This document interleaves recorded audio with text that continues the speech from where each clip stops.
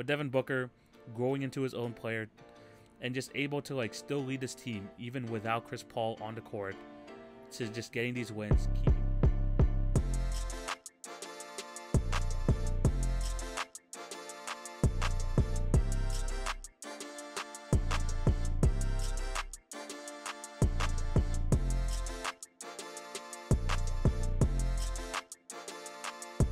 Hello and welcome to the Wednesday, April 12th edition of the TV on Basketball Podcast with your host, TV.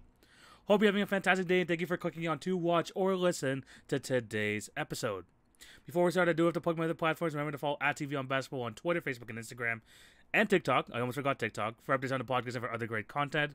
If you're on YouTube, remember to like, share, subscribe, hit the notification bell so you will not miss an episode. And for all my podcast listeners, remember to subscribe and leave a review if you're on Apple. For Spotify, Anchor, or Podbean listeners, just show your support in any way possible. That would be highly, highly appreciated. And today, we're going to have a bonus episode of the pod. Yes, sir. Yes, we are. I didn't have a chance to give out my All-NBA, All-Rookie, All-Defensive team selections in the last episode because it went pretty long. I was joined by Juan from the Max and Juan cast and we discussed our NBA awards, so we really couldn't have time to fit in my All-NBA team selections and all that. And this is what we're going to use today's episode for. Hopefully it doesn't go too long. I'm hoping to keep this between 20 to 25 minutes. Not going to go super in depth because I'm pretty sure you hear it from a lot of people. But I will be making my selection for the all-rookie teams, for the all-defensive teams, and finally the all-NBA teams. Very excited to discuss that. And that's basically all this episode is going to be. If you want to see my thoughts on the play-in tournament, I'm going to be posting them on my TikTok. Probably about an hour or so before each of the games, and I'm also going to be coming in the morning discussing the results of those play-in games afterwards. So yeah, lots of content going to be coming around. NBA playoffs are well and truly here. I'm excited to be talking some basketball, excited to be watching some NBA playoff atmosphere basketball tonight as the day I'm recording. So you guys are going to know the results of the first play-in games. So yeah, it's still going to be a fun episode. Again, it's going to be released on the Wednesday. Hope you guys enjoy it, and let's just get right into it. I've been babbling on for 2 minutes now. Let's get right into it. And just like I did for the NBA awards, since we're going first, we got to be starting off with the rookies. And here I'm going to be giving you guys my 2 all-rookie teams. Now, what I like about the all-rookie teams is that there's no position limit, which I absolutely love. So I can just give you like my 5 best rookies on the all-rookie first team, and then the next 5 best rookies for the all-rookie second team. Plain and simple. That's what I really like about this. You don't have to worry about, like it is in the NBA, all NBA, and also all defense. Oh, he's a center. I might have to maneuver him to power forward, or vice versa. No, here, 5 best rookies, second 5 best rookies. It's all good. I'm happy to be doing this. This one should go by pretty quickly because, let's be honest, all rookie selections are cool. Not going to really determine these guys' future. But I do want to say something before I do get into these teams is that if I miss out some of your favorite players, it's fine. And the reason why it's fine is because this NBA draft class is deep. I mean, I'm looking at the NBA draft board from the past year, and honestly, I could see so many of these guys being just nice players in the NBA that could go on and have really good careers. I mean, some guys I don't even have on this list. Josh Christopher, he's been underrated this year. Isaiah Jackson. Going up, Trey Mann, Alperen Sengun, which might upset some people, but Alperen Sengun is not on this list. Even looking at players like Isaiah Williamson, who's played a big role for the Grizzlies, Jonathan Kuminga, Jalen Suggs, who's struggling in his first year, but I still think he's going to have a good career. Even going into the second round, I mean, Jeremiah Robinson-Earl for the Thunder played a lot of minutes. Anyone else I'm missing? I mean, Kessler Edwards had some good roles, had a good role with the Nets. Even a Delano Banton for the Raptors, he had an okay year in his limited minutes. Even some undrafted guys. I mean, look, there's a lot of good rookies here, but I have to narrow it down to 10. And honestly, even with these 10, these guys, I mean, I discussed those guys already. I mean, these guys are going to be great. These guys are going to be absolutely fantastic, and I'm excited to see the future of these guys, to be honest. So let's go on to the NBA all-rookie first team. 3 of them should be obvious. I already talked about them in depth for the Rookie of the Year award. Let's start with Cade. Plain simple, Cade Cunningham, number 1 overall pick, 17, 5, and 6. Started off slow. Definitely did start off slow at the beginning of the season, mostly because of that injury. But then once 22 started coming around, he became an absolute baller. And you could tell why the Pistons drafted him number 1. And I already said this in the last episode as well. If they had to do a redraft, I really do think Cade would still go number 1. In my opinion, has the highest ceiling out of anyone here. And he just looks like either the guard or the shooting guard that you want to have leading this team into the future. He's had a great year. He's 100% going to be on this all-rookie team. Evan Mobley, another easy selection here. 15'8", 2.5. Already went into depth about him. Going to be a great generational defensive player. He's like an absolutely fantastic, and the way that he's just developed his offensive game already this year, him working beside Jared Allen has been absolutely great, and he's gonna have a bright future. And I think that under the tutelage of JB Bickerstaff, a nice backup in Kevin Love to kind of show him more of the offensive side of the game, I think he's gonna be a really good player. And as long as that Cavs team grows together, I think they're gonna have something special there, especially with the Jared Allen, Evan Mobley, and Darius Garland trio. Last, absolute lock that I don't have to go too much into, Scotty Barnes. I've talked about him all year. In my opinion, the Rookie of the Year, if you haven't checked the last episode, he does it all. 15, 7.5, 3.5. The fact that people said he wasn't going to be an offensive threat coming out of college, and he's putting up these type of numbers, insane. He is, again, someone going to be on this all-rookie team. And then the other two guys. I haven't really talked about much of the other rookies, but I will at least talk a bit more about these guys. Another person here I want to put on, Franz Wagner of the Orlando Magic, averaging 15 points a game, 4.5 rebounds, 3 assists. Franz, I didn't think anyone really thought much of him when he was drafted number 8 from this past draft, but he's really good. He's a really good player. He's a great offensive player. He's not afraid to shoot the 3 ball. He is 35% there. Very good free throw shooter, and he honestly could just be maybe not a star player, but he's a great complementary piece. And for someone where you had Jalen Suggs, hopefully you can grow that duo together. But seeing already the growth of Franz Wagner in this season, you got to be happy with it. He 100% should make this list. I mean, at some point I think he was number 1 scoring among all rookies too. So Franz Wagner definitely deserves some love here. And then Jalen Green. Jalen Green, for me, before this massive run he had, over these past few weeks, was going to be an all-rookie second-team guy, but he really did force his way onto this. I mean, just looking at his game log, I swear, his 7 out of his final 8 games were all 30-point performances, which, when you really think about it, is absolutely insane for a rookie. I mean, yeah, he had 5 straight 30-point games to end the season. Just, he's a bucket. He's a bucket. He said himself he's an absolute bucket, and he did struggle earlier on this year, but he's finally found his way. You can see why he drafted him number 2 overall. This guy's going to be one of the best scorers in the league one day. I definitely do believe that. All rookie second team. Again, I already said some guys I missed out. Here's my second team. First one, someone who had the had the argument of being first team, but his injury really derailed his season. Josh Giddey. Josh Giddey, I thought was a reach at the number 6 pick for the Oklahoma City Thunder. But, man, this guy could do it all. 12 points a game, 8 rebounds, 6 assists. He had 3 triple-doubles this year. And him as a fit next to Shai Gilgeous-Alexander is just great. He feeds in the ball. He doesn't need to get his shot off to be effective in the game. Already has just crazy good vision. And, yes, that injury did hurt him at the end of the season. But he's still shown that he could be a viable cornerstone piece for this Thunder team. And look, they might, I don't know how long they're going to be going through this tech mode, but when you have him, a potential top 5 pick this year with Shai Gilgeous-Alexander already and some of the young pieces you got there, you're building something special. Josh Giddey is definitely a cornerstone piece for them.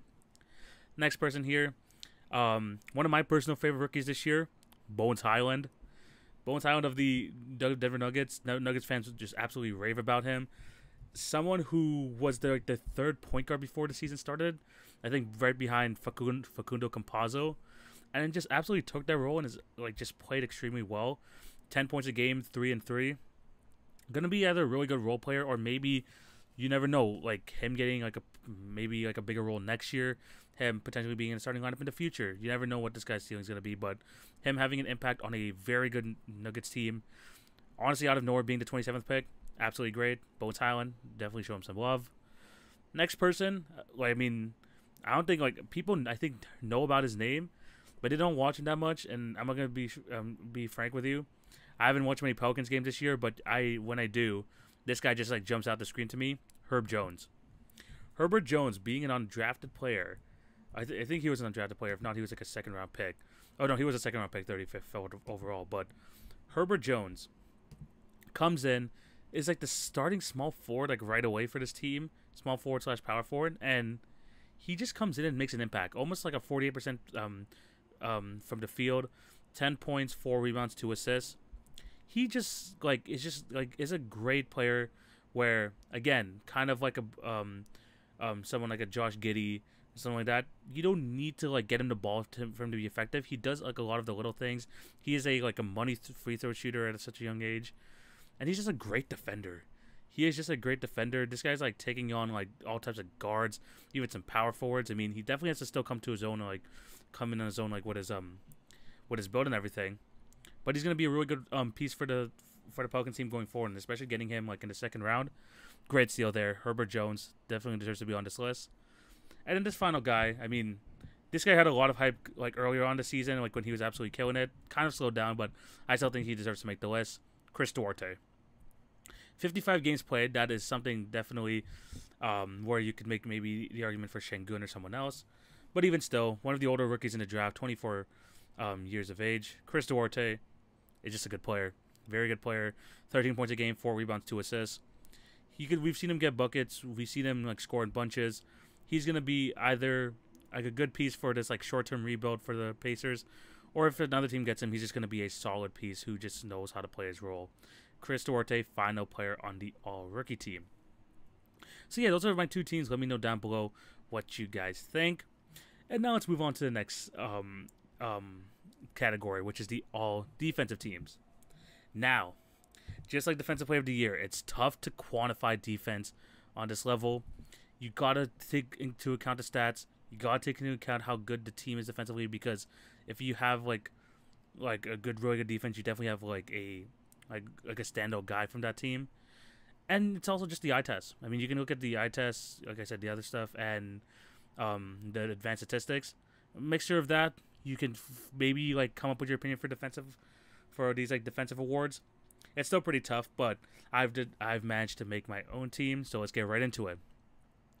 This one, again, kind of like the All-NBA, you have 2 guards, 2 forwards, and a center. So I was kind of restricted, but I still think I have a pretty good team. First team on defense, let's get right into it. First one, someone who has got a lot of love over the last few weeks, especially for potentially like winning Defensive Player of the Year, Marcus Smart. Marcus Smart, the best defense in the league the Celtics have since, I think, the turn of the new year. And you would say, I mean, like, you can see another Smart teammate here in the second team. But Smart in terms of defending, like, the team's best guards, being the signal caller for the team, you don't have many of those at the guard position now in the NBA. And Marcus Smart just does that on a night-to-night basis. He has been doing this his whole career. And just people who are saying that, look, they need a point guard. Sure, they might need to, but when you have Marcus Smart on the court, you just have to have him on the court. He's that important to that team, and more than just him being like there out on the basketball court, him being a leader, him being the defensive anchor, in my opinion, for the Celtic team, he deserves to be on this team. Next player, again, one of the guys that me and Juan talked about as a Defensive Player of the Year candidate, Mikal Bridges. And for me, a lot of this has to do, I mean, obviously he does have the stats to back it up, like one steal per game, not really as many blocks, but the Suns are a top 5 defense in basketball. And just watching Mikal Bridges play, this guy has a massive, massive wingspan, and he just feels like he's just all over the place.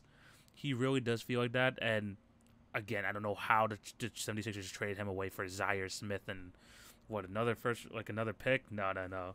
They missed out on Mikal Bridges, someone who is a great 3-point shooter and is also one of the better defenders in the league. Definitely deserves some love. The Suns are a fantastic defensive team. He's on this list / team. Next 3, all defensive Player of the Year nominees from both Juan and myself. We got Giannis. What can you say about him? I mean, I meant with Brook Lopez gone, he had to move into that same position, kind of held his own. the Bucks defense definitely took a dip compared to previous years. Like I think they're just like slightly better than like half the teams in the league. But Giannis, you could still see his impact there. Can basically guard positions 1 to 5. You could debate that amongst yourself, but he definitely like is great on that end. So yeah, he is 100% all defensive player. Next player I want to discuss, Jaren Jackson Jr. The Grizzlies turned around like from like the worst defense in basketball like in the first month to like a top 5 one now, which is absolutely crazy, and that has to do a lot with Jaren Jackson being able to stay healthy, leading the league in blocks and also total blocks and blocks per game. He is the anchor of that defense. His ability to switch as well onto the perimeter is really, really useful. His defensive presence is known, and he definitely deserves to be on this all-defensive team. And last but not least, Bam Adebayo. His ability, again, same thing with Jaren Jackson Jr. I think he's even a little bit more athletic than Jaren Jackson Jr., but his ability to guard guys on the perimeter, being a defensive anchor for that team, a very good shot blocker. He's just someone where you have to account for where Bam Adebayo is at all times on the court. And you could try attacking him, but he, again, like I mentioned earlier, he just moves well. Even like with the injury he had this year, he still was able to move it like pretty well, and that's how he like gets his love for like being all defense. Again, a great rim protector. He deserves to be on this team. Now on to the second team. I'm gonna start off with two guys who, especially early on the season, I had them like as like early favorites for Defensive Player of the Year. And even though they either, I wouldn't say dropped off, like their team dropped off, or they just missed a bunch of games, I still think they're going to be on this all defensive teams. Center, Rudy Gobert. No matter what anyone says, he is the most impactful defensive player in the league. It's not his fault that the rest of the Jazz can't defend. He is extremely important. He needs to be talked about he still needs to be considered one of the best defensive players. Maybe it might be the end for his time in Utah, but I'm telling you right now, there's going to be a lot of teams wanting his services. We talk about this every year. He's always a Defensive Player of the Year candidate. It's just like hard to put him in that conversation this year, especially with how disappointing the Jazz have been on that end. And again, it's not his fault, but it's just been kind of dysfunctional there for the Utah Jazz. And then the other person beside him in the front court, Draymond Green. And Draymond Green here was my he early on in the season was my runaway Defensive Player of the Year winner.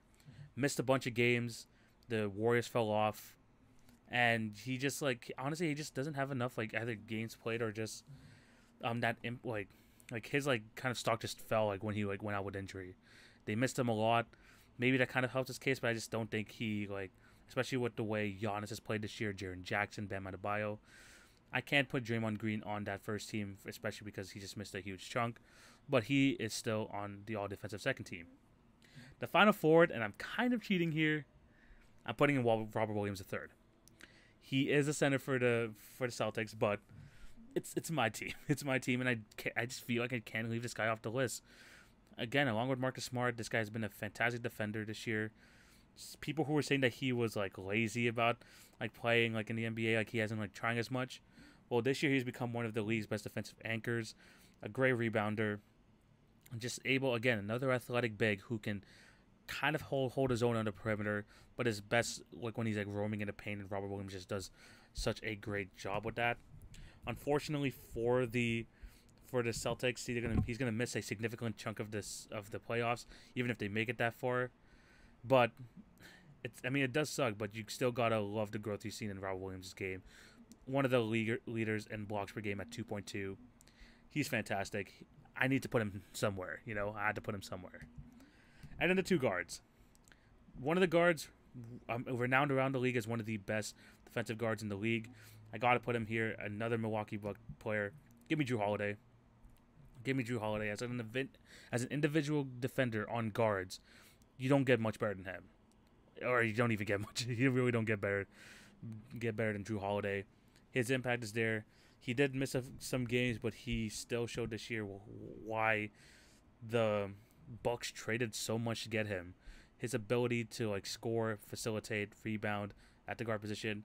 Most importantly, being able to go on to the opponent's best guard and lock him up for how many minutes per game is great.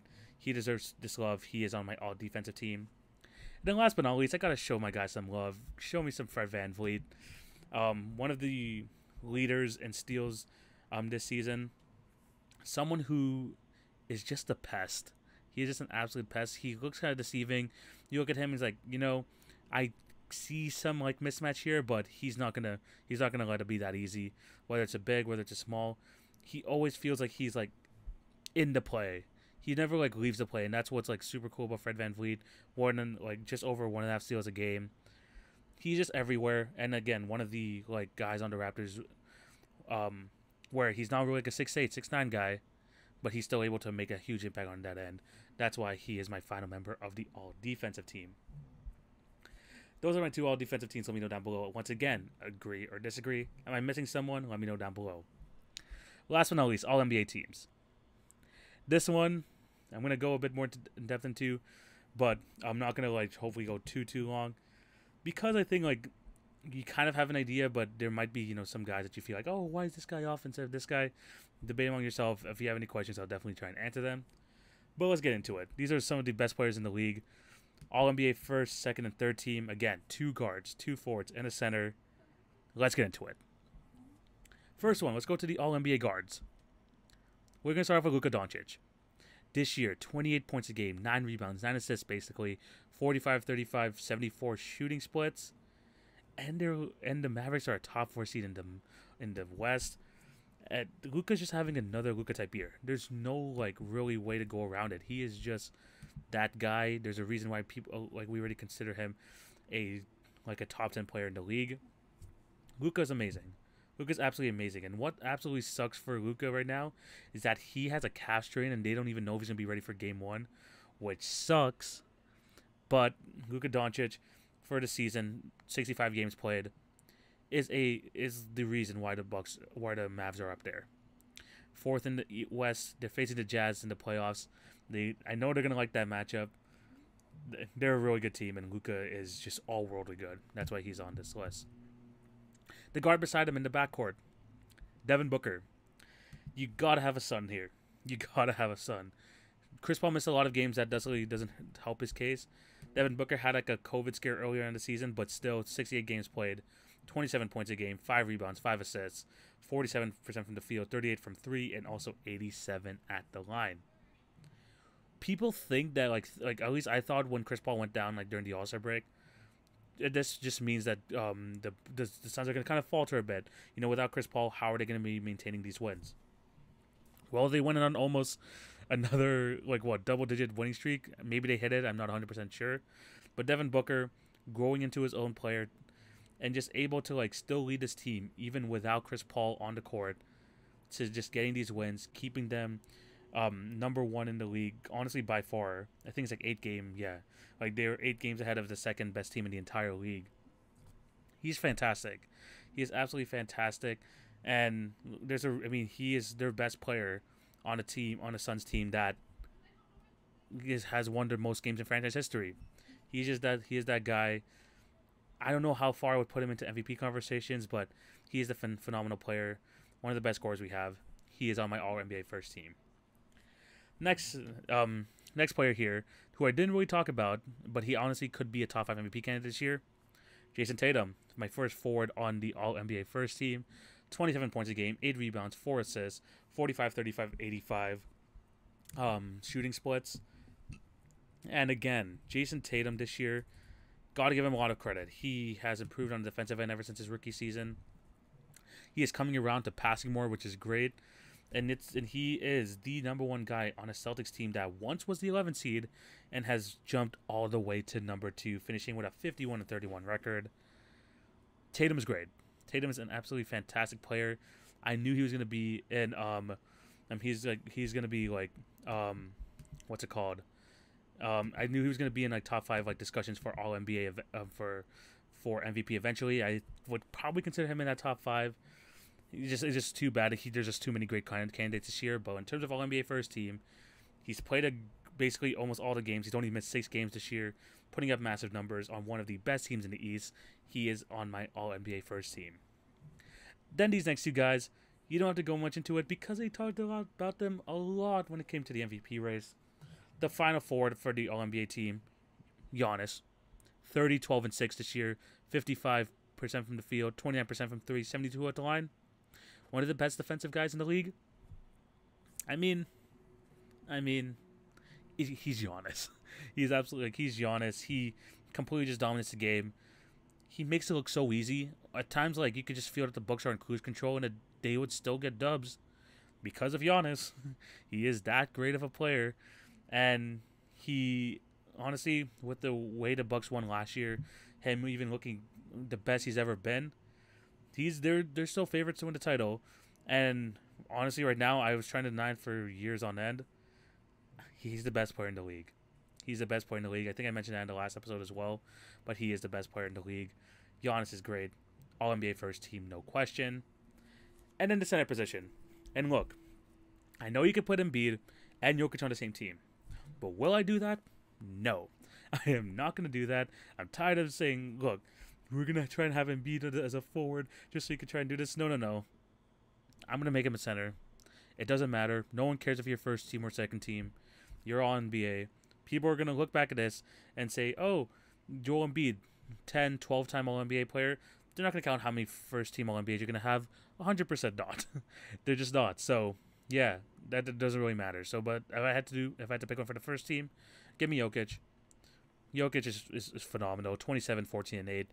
Best season of his career. 58% from the field, 34% from 3, 81 from the line.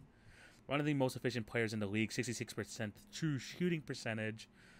And he's playing at his highest level without Jamal Murray and Michael Porter Jr. He is my MVP. I don't mind if you have Giannis or Embiid. I really don't. But Jokic, another historic season. He is the center for my All-NBA first team. Now moving on to the second team. And I definitely did some fiddling around because there was some guys I had on the third team but then moved up and then maybe vice versa. But here is my All-NBA second team. I'm just going to get the center out the way. Joel Embiid.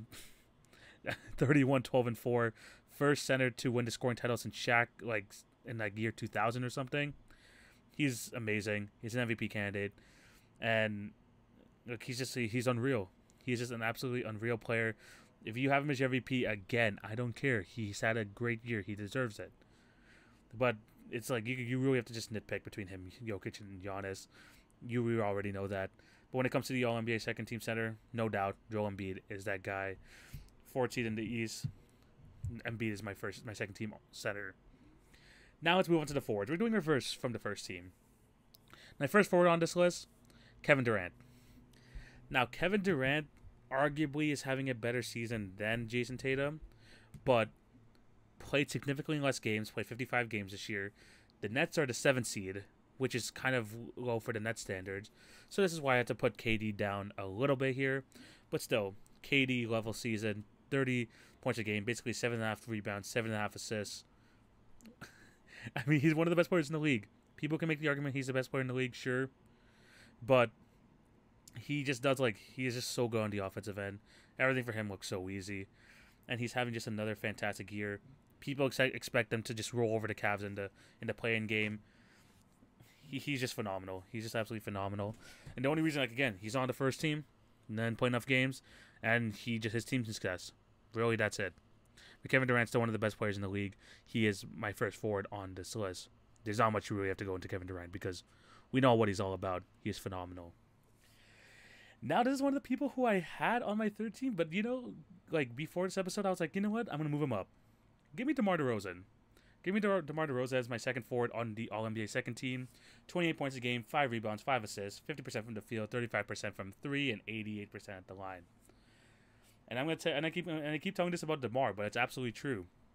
I've seen him play in the Raptors uniform for however many of years. My favorite player of all time. This is the best I've seen DeMar DeRozan all season long. This is the best version of DeMar I've seen. Him taking over in the clutch situations, especially in the first, the early part of the bowl season where they were number 1, number 2. He was that guy. And unfortunately for the Bulls, injuries happen. Their lack of a center really did get exposed in the second half of the season.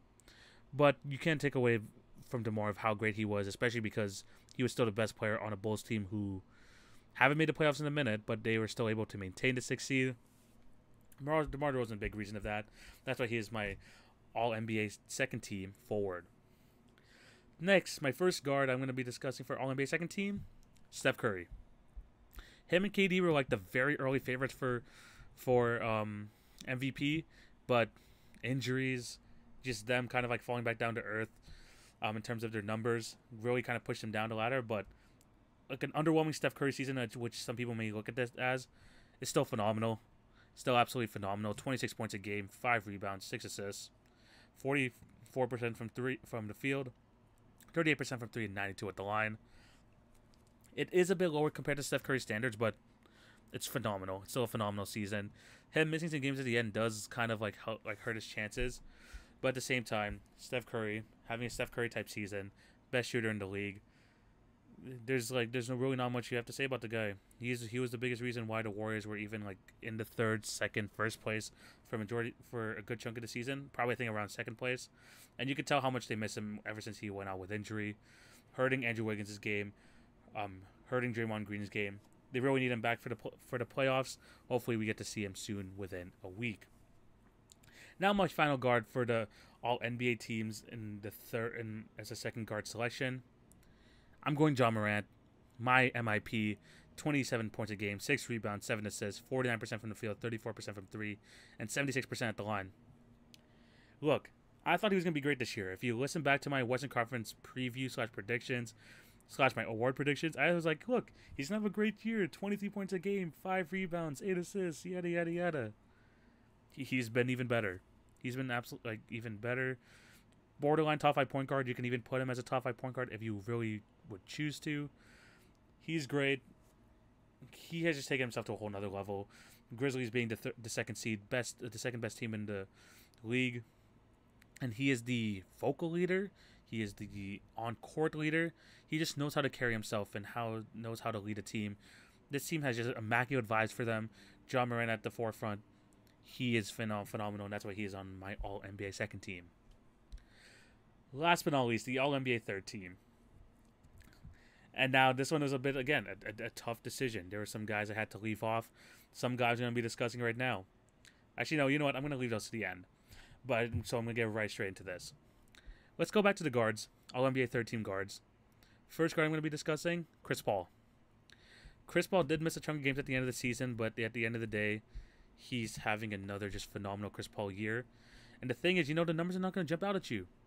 15 points a game, 4 rebounds, 11 assists. By the way, leading the league in assists per game, 11.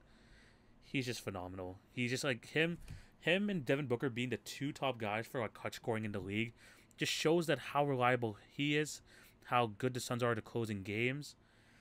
And that's what really just ultimately gets him these wins. You have 2 guys that you can go to for a bucket or to make the right decision at the end of the game. Having those 2 guys is just so valuable. And him and Devin Booker as a backcourt is a big reason why I think that they are the favorites to win the title. I really do think so. And his numbers are still even down from this year, but the impact still remains. Chris Paul is the point guard for a reason, and that's why he is on my All-NBA third team. You really can't deny it. Chris Paul is just absolutely fantastic. Next guard I want to put in here. This guy's putting up way too good numbers. I know his team's in the play-in, but you can't ignore it. Trae Young. Trae Young's been phenomenal this year. 28 points a game, 4 rebounds, 10 assists. Leading the league in total points and total assists in the season. The Hawks didn't really do him any justice. Their defense has been like middle of the pack the entire year. Very underwhelming season, especially after that Eastern Conference Finals appearance last year. But Trae Young is still that guy. In my opinion, he is a top 5 point guard. He continues to prove it this year. It's just like, look, his defense is not very good, but his impact on the offensive end of the floor, him being able to lead his team at only 23 years of age, is so incredible. And you can't deny those numbers. And it's not like the Hawks were like a play-in team like under 500. No, they're like 43, 44 wins. Still a decent record. You just wish it was better for the Hawks. Really, you just wish it was a bit better. But Trae Young, fantastic year. He is my second guard on the All-NBA team. Forward, my first forward here. I had this guy on the second team, but his team did not even make the play-in. This is why I couldn't put him all the way up to the second team. Give me LeBron James. Second in the league in scoring, 30 points a game, 8 rebounds, 6 assists. King James, another great year. Now, him missing out on the play-in definitely did drop him from the second team to the third team. But at the age of 37? How does he do this? Like, how is he able to do this year in, year out? Yes, the Lakers were bad this year. Yes, it was a full-blown catastrophe. One of the most disappointing teams I've ever seen. But it's not all for LeBron. I mean, LeBron tried. Poor roster construction, though. He got his numbers, but couldn't get the wins. But you can't deny how great those numbers have been. LeBron, All-NBA third-team forward. Just sadly, the Lakers didn't even make the play-in. That's crazy. The actual play-in didn't even make it. So, yeah, LeBron third team All-NBA forward. And then my second forward for this, call me biased, I don't really care. Give me All-NBA Siakam, Spicy P. Pascal Siakam, another fantastic year here, bouncing back from his very underwhelming performance in Tampa, 21-7-5 down in 7-4.5 in Tampa. Pretty bad shooting splits. But this year, man, he has bounced back and has looked probably better than ever. 23 points a game, 8.5 rebounds, 5 assists. Points Siakam sometimes. Him being able to take over games. He's at 2 triple-doubles this year. And on a team as being the number one guy on the 5th best team in the East. A team which many thought wouldn't even make the play-in. Gotta show Siakam some love. You know, as Raptor fans, how impactful he has been this year. I haven't over guys like a Jaylen Brown, who's missed some games, but it's kind of in the shadow of Tatum. Jimmy Butler, who kind of, like, he could make the list here, but he also hasn't had as much of an impact. You can't deny that from Spicy P. You can't say he's overrated. He freaking showed out this year. That's why he takes up the final spot of the All-NBA third team. Then going on to the center, you can have some options here. Bam Adebayo, Rudy Gobert. But I went with Karl-Anthony Towns. The Timberwolves, for the first time in forever, are a top 8 seed. Whether they make it to the play or not, we still have to wait and see. But Towns this year, another phenomenal season, 25-10-4, 3-point champ, made the All-Star team this year. He's putting up fantastic numbers. It's just like he's just being overshadowed because of how amazing Embiid and Jokic have been. But he has kind of solidified himself as the 3rd best center in the league, putting up massive numbers. What's crazy for him, honestly, is the 41% from 3, 53% from the field, 80% from the line. He is that guy. And the Timberwolves, they need him to be absolutely massive in this game against the Clippers in order to go to the playoffs. Would love to see that series between the Grizzlies and the Timberwolves. That'd be absolutely fire. But Karl-Anthony Towns has to be that guy. He's been that guy for the majority of the year. Kind of slowed down at the end. I mean, he didn't look like he was really trying, but he still had a great enough season. He is my final player for the All-NBA third team. So yeah, that is all of the teams. Rookie teams, defensive teams, All-NBA teams. Let me know down below. Agree or disagree. What do you guys think? I've gone almost 40 minutes on this pod. All 3 teams just tried to, it's super hard to kind of get all of them in.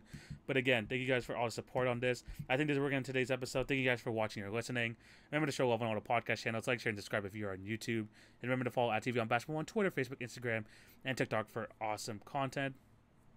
I'm going to be back on Friday with potentially 2 guests. It's for sure 1 guest.